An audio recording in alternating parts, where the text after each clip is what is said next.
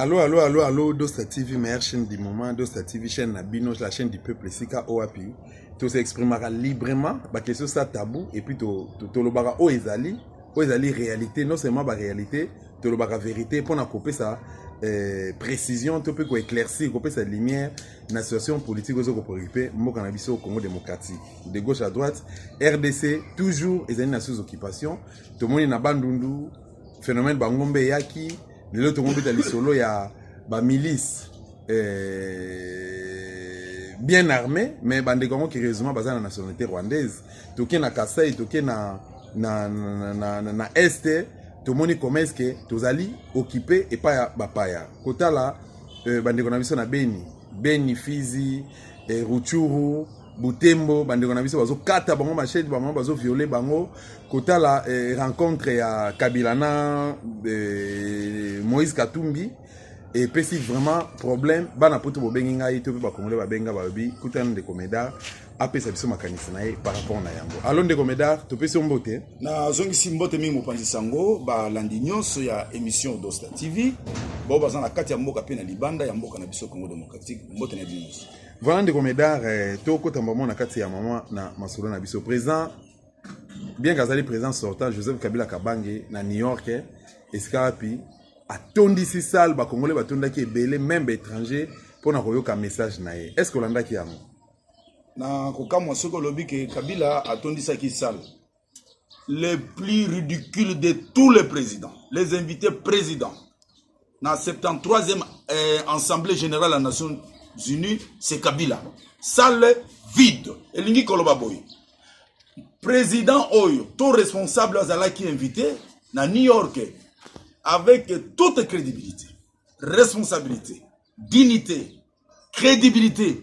A koki kotia lito ite pona koyoka seke inutile est en train de parler. A koki koyoka ngo mukolomoko te parce que Oyo zo le kana Congo. Qu'est-ce que Kabila ba koki koyoka ye na libanda mboka? Palo banini na tribune des Nations Unies tandis que a uti koboma aye na tribune des Nations Unies na koyokela ye. Alors yango munaki sale ezalaki vide muta kosa yote sale ezalaki vide batu bazalaki ata muke te kaka lisanga na ye ya batu ya lokuta bango soki bazalaki pona ko défendre ko betela ye maboko eloko moko te mawana zoni soki azalaki correct comme l'ONU vraiment yango nde ezali ko sangisa ba oyo nyonso ba mikili nyonso bekolo nyonso esengele tubaba na bomoko esengela ki azana soni wana Mukolowana atika na pouvoir atika aloba vraiment ya ça ne va pas. Ndeko meda siko contenu ya message de Joseph Kabila ezaki nini au fait ceux qui Hollanda discours na ba de ba yeba oretenaki nini to gogo ebisa bandeko oko commenter nini na oyo Kabila lobaki. Nazo kamwa soki ya liboso mais c'est Kabila kolobaki la souveraineté za wapi.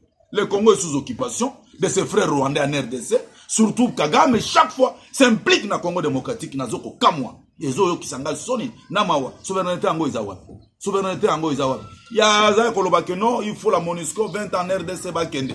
Tandis que tout le déplacement des autorités de l'Est de la République, même ici à Kinshasa, les alliés n'ont pas instrument ya nini ya MONUSCO. Et puis budget ya MONUSCO. Ya kopesa kango mokolomi d'autant plus que bina ya budget ya MONUSCO, même ba personnel à MONUSCO ne dépend pas de la RDC. Ati kapé biloko mususu na soni. Oui, ata mabe ezali mais est concerné yete na pembenité na musika ta yo kapé soni. Ayo kapé soni biloko mususu. Na ebite na sala kayeba discours. Est-ce qu'il y a raison sur cela? Ou bien il y a moko en tant que soi-disant responsable du Congo démocratique. A koki ko kansa makama bando ko wana ezali mawana soni. Et il n'y a pas un Congo état de droit. Il fallait que d'abord soni côté de la Nations Unies. Bah on sur tous les invités, les chefs d'État invités dans l'Assemblée générale des Nations Unies sont allés en qualité ya ba chef d'État.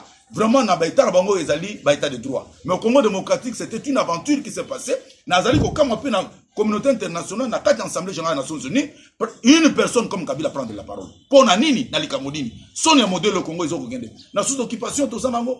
Toutes les autorités congolaises ne sont que des Rwandais, des Ougandais. Oh, ne sont pas dans le Congo démocratique. Est-ce que vous avez un modèle wana ba bengi ça pour ça là? Nini ba yokele. Ou bien c'est une diplomatie, il y a un agenda caché sous coulisses. Ou bien tu éviter. Qu'est-ce qui se passe au juste? Les Sony na mawa. Moi mboka ndeko meda to lando na bokebi bandeko ba comprendre que Kabila lobaki dans un vide, dans une salle vide, lobaki dans le vide et puis balobi discours à Kabila selon ndeko meda et apporter rien et puis azan a laissé au peuple congolais T. Donc, voilà. Mais ndeko meda, bana bandeko na biso ya diaspora bana Congo batomboka ki kuna na New York, balobi na hôtel Oyo, Kabila zaki logé, aza logé plutôt, bamoni Moïse Katumbi na kati. Qu'est-ce qui s'est passé concrètement? Merci. Ngai ndeko meda na tondi se minesengo makasi.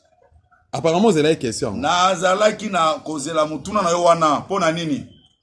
Ata bobomi vérité wapi suka suka ekobimba. Ngai ndeko medar mbala na bémission na yo. Ata bandeko mingi na lobaka na ngai Kidi Kabila eta Moïse Katumbi. Ezali Moïse Katumbi, c'est Kamere ici. Ezali Kamere, c'est Moïse Katumbi. Donc il faut mona eloko ni nezo sala bongo. Donc toyeba yango na ona zo koloba.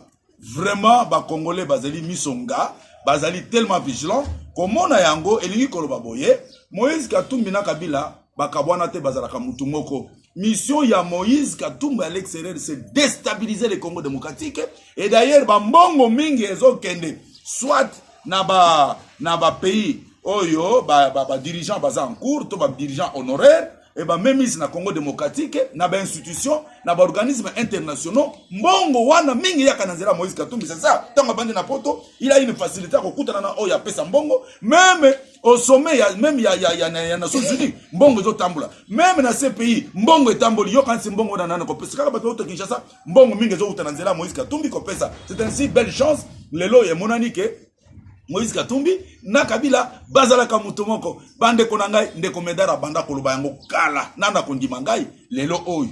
Yango ezo monana nazali ko appuyer pi kuna na kati mutu lokola Francis Kalombo. Tala bazo kokuta kuna. Ya komi ko sana na Moïse Katumbi. Na Moïse Katumbi or que kolo kulu na awa ba Moïse Katumbi wana ba Francis Kalombo ba ngo nyonso ba boshabo bango nyonso ba ke ko sala likita na bango ba koto soit les opposants. Quel opposant? Moïse Katumbi peut être opposant en RDC? Mais ceux qui olobi que bango baza ba travailler en convalescence na Joseph Kabila. Qu'est-ce qui fait que Kabila lingi Katumbi azonga na mboka te? Mais au moment que y a contradiction na maloba na yo omona tata o la kamwana na ya mwasi akondi makenga na la kamwana mwana na ya mwasi mobali yo tata o azokola la mwana na ya mwasi akondima mais malamu alobake na mwasi mutusu akenga yo mwasi wana za kamakamu na yo o mutu mutusu akondima mwana na yo komona kondima ngo elingi koloba boyi c'est-à-dire baza mutu moko nyonse sala maka ebandaki ko yeba na ngo. Et ça peut bien pour les Congolais mona. Ba futilité au bazali comme les Congolais na distraction telle que wana tozwa responsabilité en boka na biso. Nous prenons en charge, c'est notre pays parce que makambozo sala makuna na États-Unis, ngai peut medar na zana ngone sengote, un Kabila ici c'est un criminel de sang, makambo sali azoko boutique Congo démocratique et bazoko benga pour ba yoka pour na ko sala nini?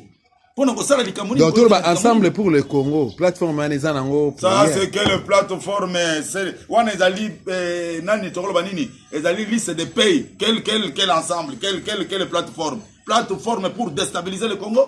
Plateforme, à chaque fois, il y a toujours des tueries en RDC, l'insécurité. C'est-à-dire, parcours, il y a Congo démocratique, aucune des frontières de la RDC dans la sécurité. Et comme ça, tout le monde, ils allaient ensemble pour la destruction de la République démocratique du Congo. Ndeko Meda, bandeko ba retenir nini que Joseph Kabila na Moïse Katumbi est égal à 1. Bazalaka mutu moko ndeko na ngai. Bon moko wane bandi lelo te. Bakosaka ba Congolais bazana tina te. Batu bakendaki kozwa Moïse Katumbi na libanda tango azali na Afrique du Sud ezalaki Francis Kalombo. Yango na bazana bomoko. La mission est en train d'être toujours continue. Bazo continuer yango. Ezana bango bazali kaka mutu moko. Na bango nyonso. Ezali batoyo ya lolenge moko sadi na koloba nini parce que lelo ba Congolais ba comprendre.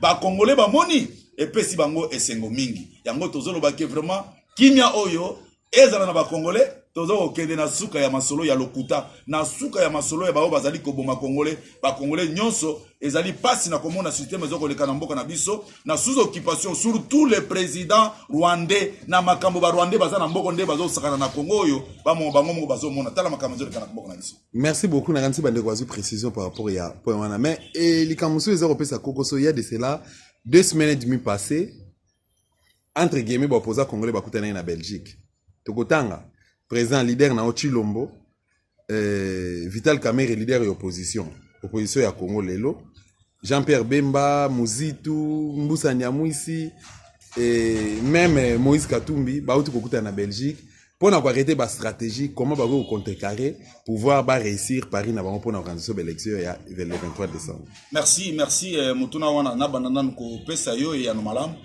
Mutuloko la Chilombo ko kiko zala leader na ngai memeta. Ata mokolo mote. Longola na likambo ya Chilombo wana.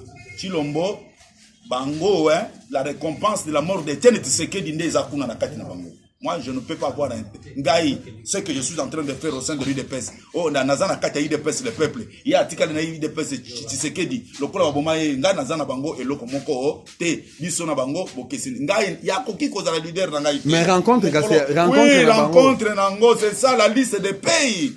Bato, Bazo Lukakeba déstabiliser Bato, Bazali Kotia. Congo démocratique en vendant cher bango wana. Mais ndeko meda kokuta na bango ezali pona raison ya élection bazo kaba organisation d'élection et ça les ezala crédible libre prix transparent. Élection au wapi parce que loko eza wana bazali koluka voire même prolongation pour que le 23 décembre soit disant le processus électoral na bango ezo mama kolote ba pousse ngo liboso ce sont toujours bato wana bazo beke bato bazana liste des pays ya Monsieur Kabila bato nyonso Kabila zali ko kipe bango de A à Z a foutre la bango banda asomile bango mituka bazali ko kende kozwa même basi ya ba rwandaise bakoma basi na bango yoko yebisanga bato lolenge wana oui wana to kende na yebisa yo bato modele wana bakendaki kosangana na tina ya Kabila bakendaki kosangana te que pour le Congo démocratique soit sauvé. Est-ce que pour nous rebondir makambo Congo démocratique, il faut aller en Belgique. La Belgique c'est toujours même pays aujourd'hui que tout ça biso mingi za Belgique avec qui avec Didier Renders. Didier Renders yo na mbongo na yo koko kobongisa Congo. To na mbongo na yo mboko benga batwana. Eza mbongo ya Kabila.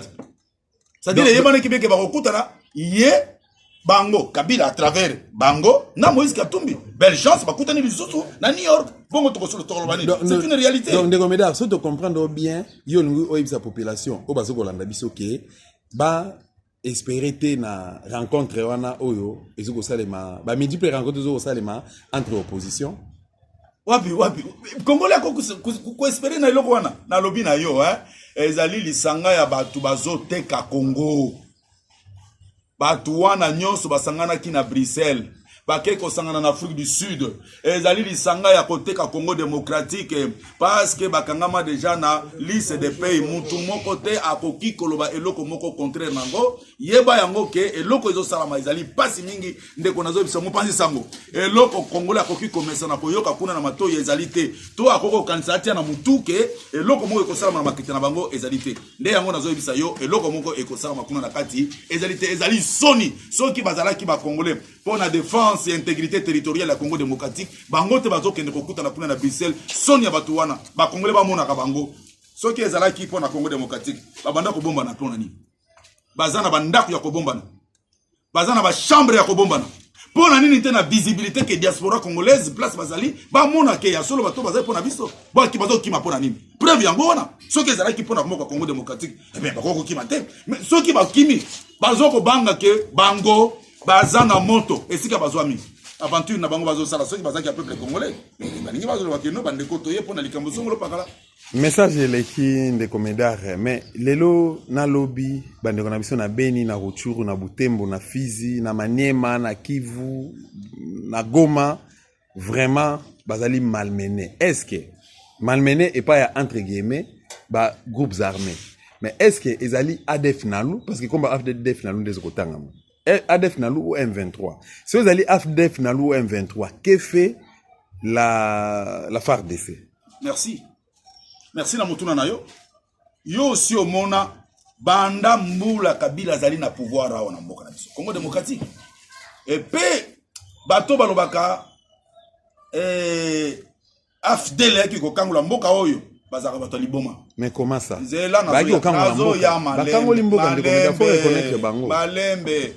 Banda bakota awa na banda Kabila za na pouvoir 2001 ndenge nini ba rebelle ba gagnaka toujours force gouvernementale armée gouvernementale yo si omona na mboka nini et pe bango na est la république na Beni bato bazoya ko boma bato ba lati teni ya FARDC lolenge nyonso teni ya FARDC ndenge zali ndenge bango bazali ndenge nini mikolonios ata mukolo moko te bakanga muto oyo azoya ko boma bato aya ko tumba bandaku azali ko violer bakanga kata moko te et pe yo ozobanga mai kutu toroba mingi te toroba nano M23 afde na eza bana c'est ça ya Kabila.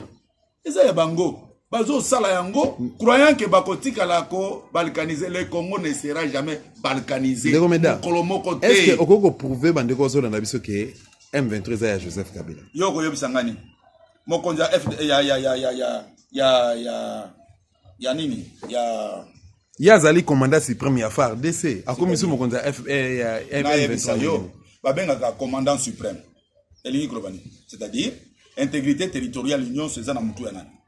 Na mutu na yote. Ndenge ni insécurité bando kota tire l'insécurité zakana. Il n'a jamais été l'autorité morale ya armée. Ils ont raté. Même Yamboka, c'est-à-dire l'intégrité territoriale n'existe pas.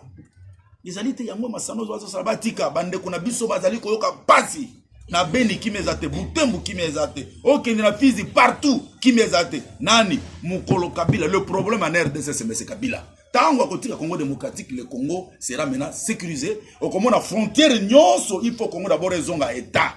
Congo ezonga nano État. Ce qui Congo ezongi État, ben institution est bandi, ba service à sécurité, na ya renseignement, nyo se bandi kimia, une police, une armée vraiment digne de son nom. Au Komona, mboka na biso Congo démocratique ekotambula malamu. Mais tango vraiment mboka ezalité, ba frontière nyo se bazo okota ndenge balingi. Nakademba kuna ndenge balingi. Partout à l'est de la République bazali. Mboka koma kimia ndenge nini. C'est-à-dire eloko mboka za na mboka na biso te. Il faut nano ataba to babandoko ba processus électoral. Tala na makambo yo zo mona. Yo aussi omona. Bato bakokende na élection. Mais na carte d'élection wana bato babomaki bato na Congo démocratique bazali. Bo bazo violer bazali. Bo bazali copier bazali.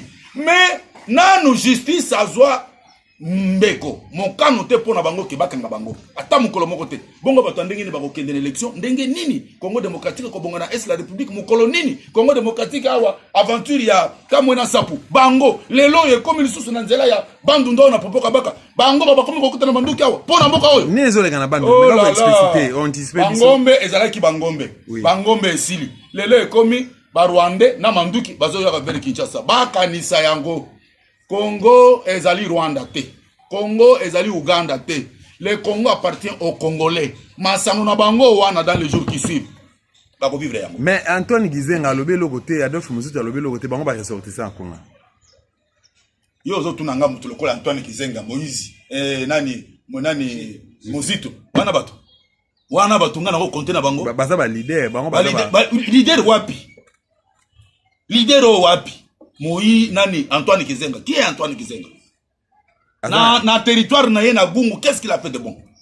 Mozito oyo soi-disant azalaka soki nevene soki nini muyibi apamba tongi bandako wana Kinshasa na modèle ndoza somi bandako na modèle wana mutako za la candidat à la présidentielle ba bata sonité batu bazana mboko parce que peuple congolais bino média nde bozo sala mabe ole bo informer peuple congolais correctement mais bino bozo ko koyebisa peuple congolais te malamu bolamu to mabezo le kana mboka na biso yango na batu mutu lokola ngai nakende koyoka mutu mungongo ya Antoine Gizenga to ya Muzito et puis Muzito peut parler la Kabila.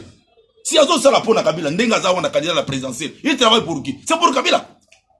Ndeko Medar, Gabriel Mokia a lobby une fois, pour payer ses chances pour lire rien à magistrat suprême, à quoi salaire à Liboso. Donc, à quoi assurer sécurité, n'étendue à RDC, et puis salaire et à Souka, tout paye à Liboso, naba huissier, à quoi assurer on pour $300. Est-ce qu'on peut payer ses chances? Na ezali malamu. Ce que bolingi bo triplé muyibi na Congo démocratique bo tia mutulo. Sony Congo démocratique sans profil kaka boye ba candidat à la présidentielle. Oyo ko sakana na Congo démocratique obeni. Oyo ko sakana o to nini.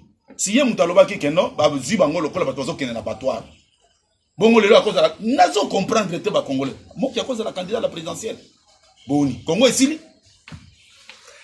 Président Médard, André Kimbuta, gouverneur à ville à Kinshasa, général Kassongo, inspecteur provincial, il y a police, bazwa qui mesure ya kokanga ujana oyo uta ko défendre l'autre fois. Lelo bande ko benga babina tuna question oyo. Modèle o bango ba procéder kokanga bana na baba, ko za bango na banzela et puis ko tia bango na mitu ka kotinda bango na makala. Ba misu bazo samba na ba misu baza déjà na makala. Na ebité est-ce que ba respecter procédure ou bien acte ba poser na eza malamu. Le onangai mopanisa monazo soki moko ya bana ona bazo benga ujana kutisa ki na makamabe lokola kenda ko sakana na ya sali soki nini soki geni na sali soki film nini na lakisi ba ujana mais si bango ba konzi ya mboko ingana lobby bokonzi ezali na mboka na biso Congo démocratique te. Des dirigeants du Congo inutiles bango nde bato komisi bana wana balalaka na bango bazali kobima na bango yo kolebisanga makambo ya ujana tala bana wana bona nini bana bakomi na bandaku na bango est-ce que bazana bana modele wana te pona nini bana wana na balabala pona nini bana wana bilenge na balabala pona nini bana wana bazola na bango batata mibimba bango nde bato komisi bango bongo soki bana yoko yoka sonite balobi nidité ya mutu ezalaka na lipamboli na mutu amonaka yango mais na bango bazoka sonite batata mibimba bazali kobebisa bana wana soki moni bazoka benga ngo système ojano soki nini na mboko yo bato bakomisi yango banani ce sont des autorités de la RDC des inutiles comme ça des irresponsables wana bato nde bakofana na mboko yo ndeko meda okopesa solution nini parce que lelo bolingi Kabila te ndeko meda ozali contre Moïse Katumbi olobi kazali congolais te et puis aza un autre kabiliste ba Francis Kalombo akamitatu qui Vital Kamerhe oboyi bango oboyi Chilombo finalement ozo proposer nani pour proposer schéma nini pour en remettre fin non ou encore pour décabiliser la RDC. Voilà, le problème est clair. Les Congo actuellement, les élections en RDC, ce n'est pas une solution. Et actuellement, le 28 août, le 23 décembre, élection et salam, il y a le col à Bozong si Kabila na Kabila. C'est-à-dire Bozong si Mouyibi na Mouyibi, Mobomi na Mouyibi. Moutazoko violé na violé. Problème à Congo démocratique, il faut une transition sans le médiocre. Une transition avec donne Yassika, politique pour Congo démocratique. Et redémarrer nouvelle donne politique Yassika, nouvelle ordre politique Yassika. Et vendre la mboka na biso, comme on a la frontière de mboka na biso, et zongi correctement. Et comme on a état de droit, et zongi correctement, le Congo va rentrer, va rester maintenant. Le Congo va respirer un état. Et kozonga état, vous verrez des institutions. Bon, comme on a armée, la police, et kozonga ya solo, pour na mboka na peuple, na biloko na bango, ou comme on a ndenge kovanda, ba service à renseignement, et kozonga, ok. Mais tant que scénario, oyo, tozali ko vivre scénario na Congo démocratique, to espérer le côté. Dans a bino procédure, il y a Congo démocratique, et bimanakati, il y a un passe, il y a crise politique, wana, totozonga na raya mboka na biso, il faut une transition sans les médiocres, une transition pour un nouvel ordre politique Congo démocratique et Kotambla. Ah, donc, na lobi na kati kuna. Batunyon sont les accompagnateurs de Kabila. Moutoumoko na kata koki komona na katité. C'est-à-dire, ils sont tous dans la liste des pays à M. Kabila. Donc, moyen pour le bas, ton nom à M. Kabila n'existe pas. Ndeko Medar, ceux qui ont une transition, ça les médiocres. Oh, ça la lision na banane. Bactère politique ni oyo ko proposer. Mais tout le monde ba oyo nyonso baza na processus électoral. Non, tangela biso ba komo misa. Non, baza ya koyebana. Te tanga ba komo misa. Bazali na ya liboso Félix Tshisekedi baza yuana lobby, yo mutolobi yango. Bango nyonso baza. Tengala zo proposer Félix Tshilombo. Yo kana lobana yo. Vital Kamerhe. Bazali yo kuna kutu na yebite na yo bisaka ye. Congo eza ya yete. Congo Azares Rouberwa, né troisième nom. Bato yango bana. Talanam Roberto. Rwandais, Kamerhe, Burundais. Tanga sous comme Tshilombo. Félix. Azali wana pour la récompense de la mort de Etienne Tshisekedi. Ça. C'est-à-dire la grande victoire de Etienne et de Kabila en RDC, c'est la mort de Etienne Tshisekedi. Ça, c'est une réalité. Mutakonga na wazate. Zokanga. Réalité ya liwa Etienne Tshisekedi ezako pesa bango mbela ba tout atolo na wana. Mais on peut se réponse te bande wazo Rolanda biso. Yango on a pesi réponse kitoko. Réponse kitoko yango on a pesi. Tes réponses. Oh mutu musoko pesa te. Non, justement, ba acteur politique nini oyo ko proposer ba ko dirigeant. Non, ba baza ba médiocrité. Bande kwa diaspora baya, o baza ba médiocrité, to ba travailler na Kabila te. Mais na diaspora pe ba tout monde bazanga tina bazali.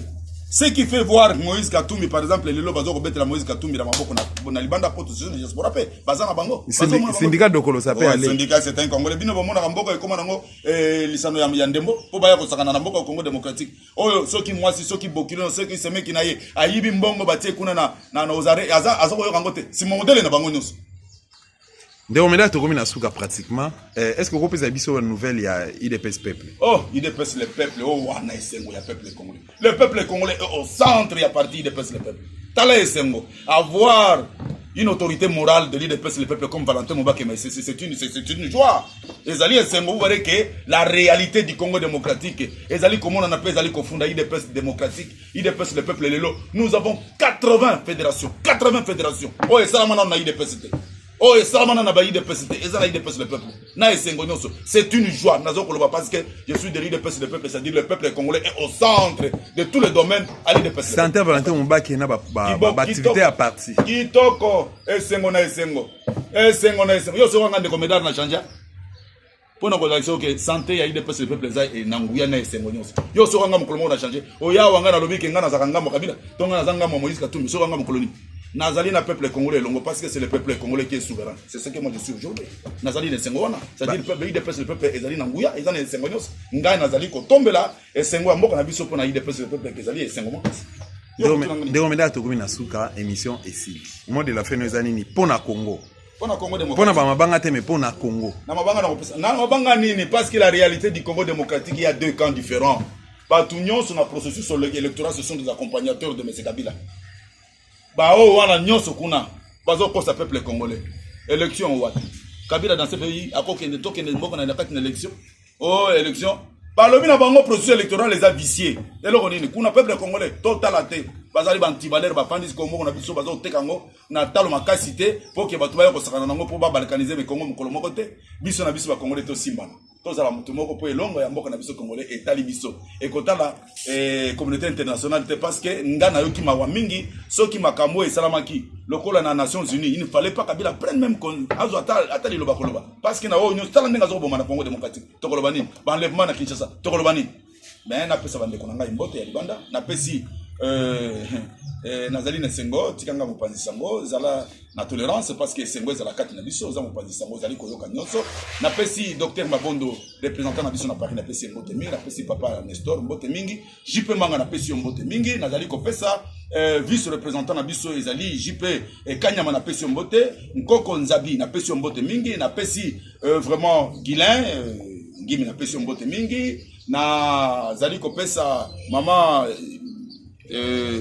Zizi na pesi mbote mingi na pesi mama Justine na mama Nanuna Allemagne na pesi bino mbote mingi na doko papa Hilaire ko bana musala eza kitoko mingi yo sike ozali na Londres na pesi mbote mingi na pesi bandeko nyonso ete bisika bino bozwami bisika bino bozali kimeza la kati na bino wapi esika tokolela lisusu ke kimia emonisa makati na biso ndeko bili na pesi pe mbote na kobosa na yo te ikala na pesi mbote ngwemi na pesi bino nyonso mbote mingi esengeza na mabota na bino bisika bino bozwami vraiment Kimia, bisika nyonso bana IDPS le peuple ba congolais nyonso on a besoin. Merci de remettre to katio parce que au débordé na pesi merci na bandeko ba pesi biso confiance comme toujours na fidélité na bino et na égard na biso na chaîne du peuple esika bozora la vraie information politique pour paka mboka na biso Congo démocratique to lo toujours de gré ou de force la RDC et Gozalaka libéré ingeta bye bye à plus. Merci.